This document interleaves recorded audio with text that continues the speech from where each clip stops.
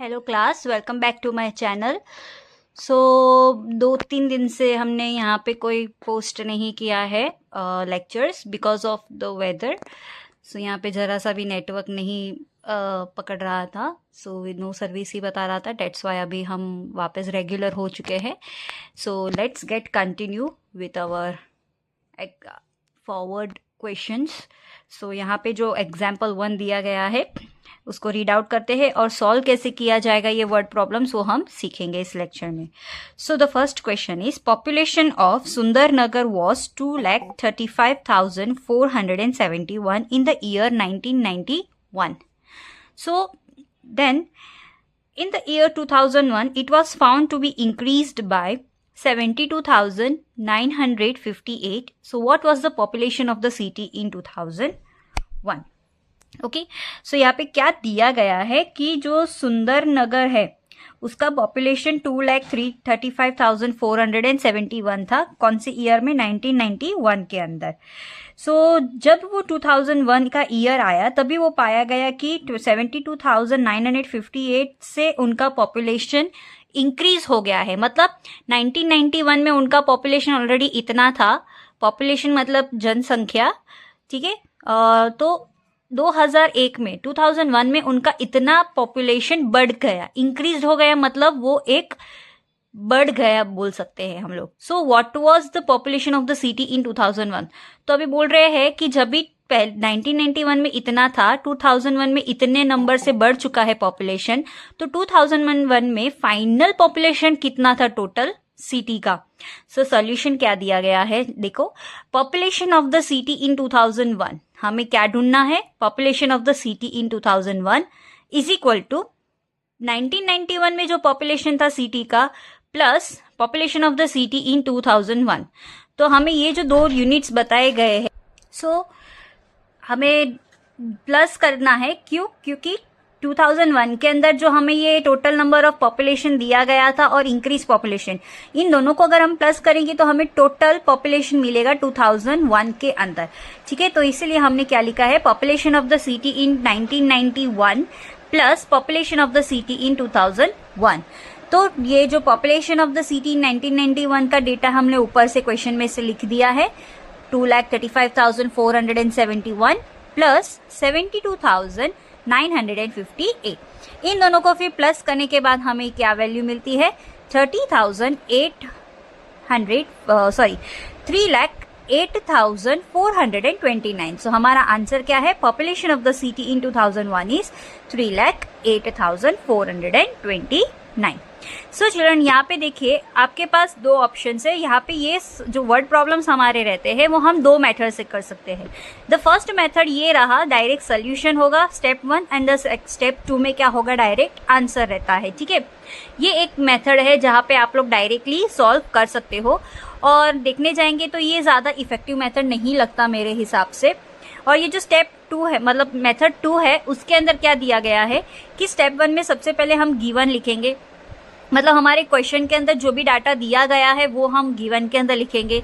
Step 2 क्या रहेगा? To find है। टू फाइंड मतलब क्या कि इसमें से हमें क्वेश्चन में क्या फाइंड करने के लिए बोला गया है, ताकि हम अगर लिखेंगे स्टेप बाय स्टेप, ये स्टेप 1 गिवन, स्टेप 2 टू फाइंड लिखेंगे तो हमें इजीली पता लग जाएगा कि हमें क्या ढूंढना है क्वेश्चन के अंदर, ठीक है। स्टेप 3 वहाँ पे हमें दिया जाता है सोल्यूशन। फिर हम स्टार्ट करेंगे सॉल्व करना, सोल्यूशन निकालना, and the fourth step will be your final answer, जब आप फाइनल आंसर निकाल देंगे। तो ये जो क्वेश्चन था ये सम हमने फर्स्ट मेथड 1 से सॉल्व किया है। नेक्स्ट सम जो हमारा रहेगा वो हम लोग मेथड 2 से हम देखेंगे सॉल्व करके। फिर आप लोग बताना चिल्ड्रन कि आपको कौन सा मेथड इजी लगता है, मेथड 1 या मेथड 2। हाँ, यहाँ पे मेथड 1 में 2 ही स्टेप है, लेकिन मेथड 2 में 4 स्टेप है। लेकिन आप एक बार सम सॉल्व करके देखोगे मेथड 2 के हिसाब से, जो मेरा पर्सनली फेवरेट मेथड है, तो वहाँ पे आपको इजीली फाइंड करने को मिलेगा सॉल्यूशंस, एंड आपको वेरी क्लियर होगा सम के बारे में। Each and everything will be clear to you, क्योंकि वो स्टेप बाय स्टेप डिवाइडेड रहेगा, ठीक है चिल्ड्रन। सो यहाँ पे हम सेकेंड सम देख लेते हैं एग्जाम्पल, और उसमें हम लोग मेथड 2 यूज करेंगे, okay. So the second example का question is, in one state the number of bicycles sold in the year 2002 and 2003 was 7,43,000. In the year 2003-2004, the number of bicycles sold was 8 lakh and 100. In which year were more bicycles sold and how many more? तो यहाँ पे first step जो हमारा था second method के हिसाब से, वो तो पहले गिवन में क्या दिया गया है, जो कुछ भी यहाँ पे दिया गया है गिवन में वो हम लोग नोट डाउन करेंगे। जैसे कि bicycle sold in year 2002 and 3 is this much and bicycle sold in year 2003 and 4 is this much. ये दोनों चीज हमें ऑलरेडी क्वेश्चन में दी गई हुई, राइट। तो हम लोग ने यहाँ पे नोट डाउन कर दिया। तो हमारा ये एक स्टेप देखो, ये ऐसे सॉल्व करोगे ना तो फिर आपका जो मार्क्स देने का रहता है ना वो भी एकदम इजी हो जाता है। टीचर्स लोग आराम से स्टेप बाय स्टेप देखते हैं आपका, हाँ स्टेप अच्छा है, वहाँ पे आपको ज़्यादा मार्क्स मिलने के चांसेस बढ़ जाते हैं। देन सेकेंड स्टेप क्या था, टू फाइंड में क्या था यहाँ पे कि in which year were more bicycles sold, so which year more bicycles sold. And the second question यहाँ पे क्या ढूंढना था, and how many more, so how many more bicycles sold. ठीक है, कौन से ईयर में कितने बाइसाइकल्स सोल्ड हुए हैं। देन थर्ड स्टेप आपका आता है सोल्यूशन। तो सोल्यूशन में क्या है कि क्लियरली हमें बताया गया है कि 8 lakh 100 is more than 7 lakh 43,000, बराबर 8 लाख आपका 7 लाख 43,000 से ज्यादा है। सो कौन से ईयर में सबसे ज्यादा बाइसाइकल्स बिकी होगी, ऑब्वियसली 2003 एंड 2004 में, बराबर। तो आपका एक क्वेश्चन का आंसर यहाँ पे ही सॉर्ट हो गया। तो हम यहाँ पे लिखेंगे in the year 2003 and 4 more bicycles were sold then in year 2002 and 3। Okay, अभी सेकेंड क्वेश्चन हमें क्या ढूंढना था, हाउ मेनी फाइंड में। अभी यहाँ पे ढूंढने मत जाना, अभी आपको ढूंढना कहाँ है डायरेक्टली, एक इसका तो आंसर आ गया 2003 एंड 2004। अभी हमें क्वेश्चन सेकेंड जो रहेगा आपको फाइंड करना, how many more cycle sold, उसका हम लोग आंसर ढूंढेंगे।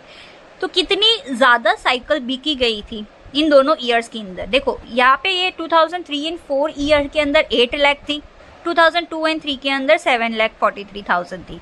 इन दोनों में से हम लोग अगर माइनस करेंगे तो हमें जो लेफ्ट साइकिल्स बाइसाइकिल्स रहेगी, लेफ्ट नंबर्स जो रहेंगे, वो आपका टोटल नंबर ऑफ बाइसाइकिल्स कितनी एक्स्ट्रा बिकी हुई है वो हमें पता हो जाएगा। ठीक है, सो हमने क्या किया, 8 लाख को और 7 लाख 43,000 को माइनस कर दिया, तो हमें फाइनल आंसर मिला 57,100।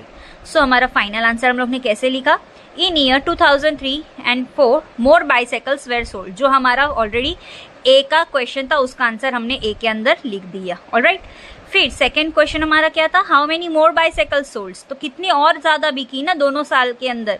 सो 57,100 मोर बाइसाइकल्स वेर सोल्ड। ठीक है, कौन से ईयर में वो भी आपको यहाँ पे मिल गया। सो चिल्ड्रन, ये जो मेथड है वो आपका मेथड 2 है और ये वाला मेथड आपका 1 है। मेरे हिसाब से अगर आप देखने जाओगे तो ये मेथड ज़्यादा इजी भी लगता है क्योंकि स्टेप बाय स्टेप आपका आंसर कवर हो गया है। अगर टीचर्स को भी चेकिंग करना होता है तो टीचर्स लोग भी स्टेप बाय स्टेप देखेंगे, प्लस आपका कितना एफर्ट्स आपने डाला है क्वेश्चन के अंदर, कितना इजीली उसको सॉल्व करके दिया है वो आप बता सकते हो। देखो यहाँ पे आपको थोड़ा बहुत कंफ्यूजन भी रहता है कि डायरेक्ट सॉल्यूशन है, ये आपका स्टेप बाय स्टेप क्वेश्चन के अगर आप सॉल्व करने जाते हो तो आपका आंसर एकदम बहुत ही ब्यूटीफुल भी दिखेगा, प्लस स्कोर करने के चांसेस भी आपके ज्यादा होते हैं और रॉन्ग होने के चांसेस आपके कम हो जाते हैं क्योंकि स्टेप्स में ही आपके मार्क्स कवर हो जाते हैं। ठीक है चिल्ड्रन, तो डायरेक्ट आप सॉल्व करो, इससे अच्छा है कि आप ये वाला मेथड यूज करो और इस मेथड से आप सॉल्व करोगे क्वेश्चंस तो आपको मोर मार्क्स मिलने के चांसेस बढ़ जाते हैं एंड आपके मार्क्स कट होने के चांसेस कम हो जाते हैं। ओके चिल्ड्रन, सो आज का लेक्चर हम लोग ये 2 सम्स आप देखो घर पे आपको खुद से ये 2 solves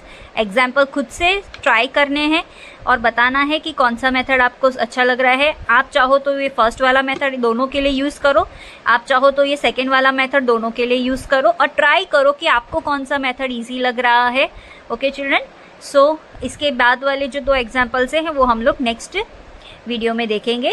till then like, share and subscribe my channel Tej Tutorial and thank you for watching.